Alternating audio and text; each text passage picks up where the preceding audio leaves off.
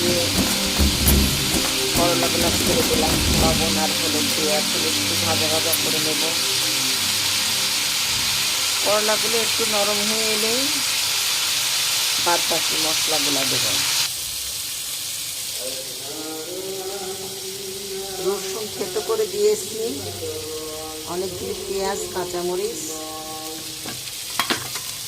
এইগুলি সব করলার মধ্যে দিয়ে দেব।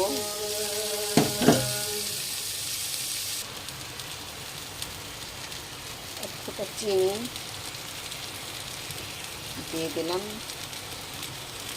তাতে দেখা যাচ্ছে তো ভাবটাও কমে যাবে এবং চিনির সঙ্গে লবণ মশলা অ্যাডজাস্ট হয়ে যাবে।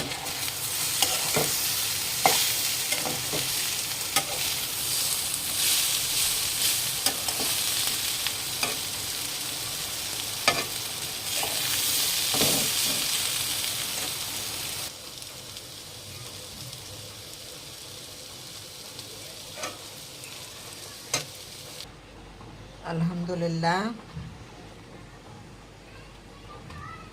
অবশেষে আমার করলা ভাজিটা কমপ্লিট।